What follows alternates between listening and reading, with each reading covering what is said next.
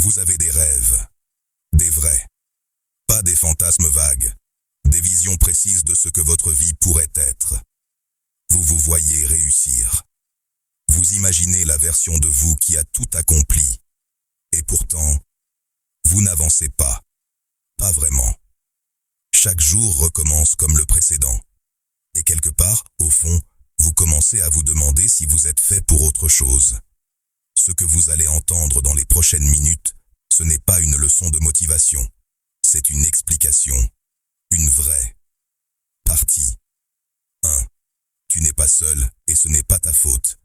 Il existe une catégorie de personnes dont on ne parle jamais. Des gens ambitieux, intelligents, pleins d'idées, et pourtant paralysés. Ils savent ce qu'ils veulent. Ils savent ce qu'ils devraient faire. Mais quelque chose, à l'intérieur, les retient. Si vous vous reconnaissez dans ces mots, sachez ceci.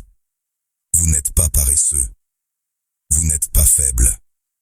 Et vous n'êtes certainement pas stupide. Ce que vous vivez a un nom. C'est un conflit psychologique. Et il se passe entièrement dans votre cerveau. Partie 2. Ce qui se passe vraiment dans votre tête. Votre cerveau est divisé. D'un côté, il y a la partie de vous qui veut construire quelque chose, qui rêve grand, qui imagine le succès, la liberté, la fierté d'avoir accompli ce que vous vous étiez promis. De l'autre côté, il y a une partie plus ancienne, plus primitive. Une partie dont le seul objectif est de vous protéger, de vous garder en sécurité, loin de l'effort, loin de l'échec, loin du jugement des autres. Et voici ce que la plupart des gens ne comprennent pas. Ce n'est pas un défaut de caractère, c'est de la biologie. Votre cerveau est littéralement programmé pour rechercher le confort et éviter la douleur. C'est ce qui a permis à l'espèce humaine de survivre pendant des millénaires. Le problème, c'est que ce mécanisme, qui était utile dans un monde de prédateurs et de dangers réels, tourne aujourd'hui contre vous. Il vous empêche de prendre des risques nécessaires. Il vous pousse à remettre au lendemain. Il vous fait choisir Netflix plutôt que votre projet. Encore et encore. Partie 3. Le cycle qui s'auto-alimente. Voici comment ça fonctionne concrètement. Vous vous levez le matin avec de bonnes intentions. Aujourd'hui, vous allez avancer. Aujourd'hui, c'est différent. Et puis les heures passent. La journée se termine. Vous n'avez rien fait de ce que vous aviez prévu. Le soir, dans votre lit, vous ressentez quelque chose de lourd, de la culpabilité, de la honte parfois. Et cette émotion-là grave quelque chose dans votre cerveau, le message que vous n'êtes pas capable, que vous n'êtes pas à la hauteur de vos propres ambitions. Le lendemain, vous recommencez. Et chaque répétition renforce le cycle. Avec le temps, il devient de plus en plus difficile d'en sortir.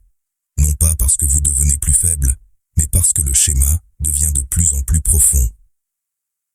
Partie 4. Le mythe de la motivation. Beaucoup de gens pensent que leur problème, c'est le manque de motivation. Que si seulement ils pouvaient ressentir cette énergie, cette envie, cette étincelle, alors tout changerait. Mais la motivation est un sentiment. Et les sentiments sont par nature instables. Ils viennent, ils partent. On ne peut pas construire une vie sérieuse sur quelque chose d'aussi imprévisible. Ce dont vous avez besoin, ce n'est pas de motivation, c'est de structure. Ce sont des systèmes. C'est la compréhension que la discipline ne se ressent pas. Elle se pratique. Elle se construit, une petite décision à la fois, même quand vous n'en avez pas envie.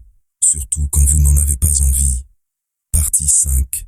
Le perfectionnisme, le piège silencieux. Il y a un autre mécanisme dont il faut parler.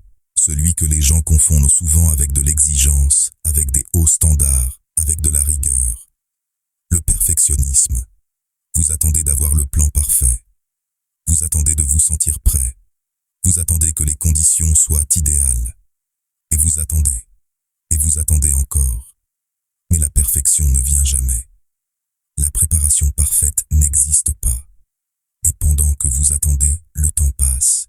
Les opportunités disparaissent et vous restez exactement au même endroit. La vérité sur le perfectionnisme, c'est qu'il n'a rien à voir avec l'excellence. C'est de la peur d'échouer, de la peur d'être jugé, de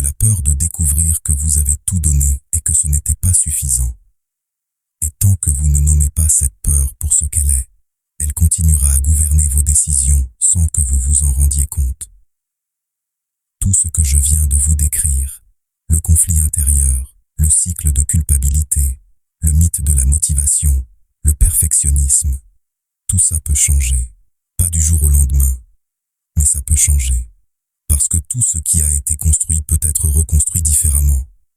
La question maintenant, c'est la vôtre. Est-ce que vous êtes prêt à regarder honnêtement ce qui se passe en vous?